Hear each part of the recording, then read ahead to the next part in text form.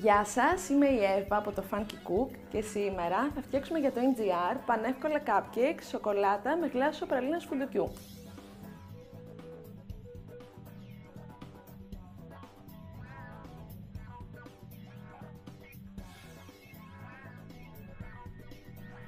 Η συνταγή είναι πάρα πολύ εύκολη, γίνεται σε μόλις 5 λεπτά. Ξεκινάμε με το αλεύρι, το οποίο θα αναμίξουμε με τα υπόλοιπα στέρεα υλικά.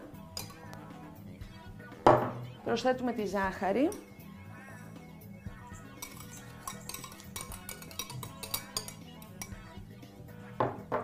Θα προσθέσουμε το κακάο. Εδώ έχουμε 2 κουταλάκια baking powder, αναγκαίο υλικό για να φουσκώσουν τα cupcakes. Θα προσθέσουμε βανίλια, αλάτι και λίγη σόδα. Λοιπόν, ανακατεύουμε ελαφρά να ενωθούν τα υλικά. Προσθέτουμε το αυγό.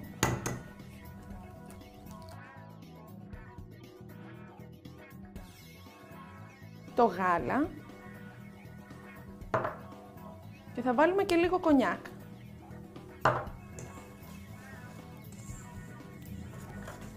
Ανακατεύουμε να ομογενοποιηθεί το μείγμα.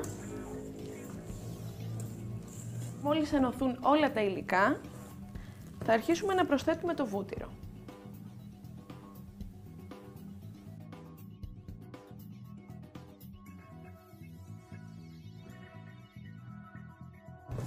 Το μείγμα είναι έτοιμο. Και τώρα θα πάρουμε το ταψάκι για τα cupcakes και θα βάλουμε μέσα τις θήκες, όπου θα βάλουμε μέσα τη ζύμη. Τα υλικά που σας έχω δώσει είναι για 12 cupcakes. Να τονίσω εδώ ότι η ποσότητα που θα μπει σε κάθε θήκη δεν πρέπει να είναι πάνω από τα 3 τέταρτα της χωρητικότητας. Αν σας αρέσει το ξύσμα πορτοκαλιού, μπορείτε να προσθέσετε, ταιριάζει πάρα πολύ, ή γενικώς μπορείτε να προσθέσετε όποιο άρωμα θέλετε εσείς.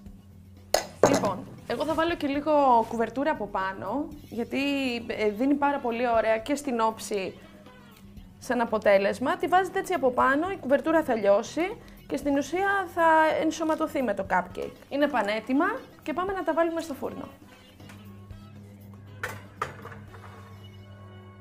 Για 22 λεπτά.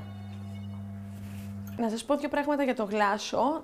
Είπαμε 125 γραμμάρια κρέμα γάλακτος, 150 περίπου γραμμάρια πραλίνα φουντουκιού και περίπου 100 γραμμάρια κουβερτούρα.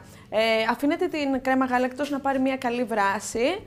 Στη συνέχεια προσθέτετε τα υπόλοιπα υλικά, ανακατεύετε, ομογενοποιείτε όλο αυτό, το βάζετε 2 με 3 ώρες στο ψυγείο. Αν θέλετε να το αφήσετε ας πούμε 3-4 ώρες, μπορείτε να το βάλετε μετά και σε κορνέ.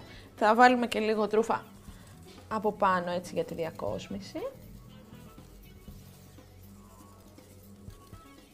Και εδώ, τέλεια πανεύκολα cupcakes σοκολάτας.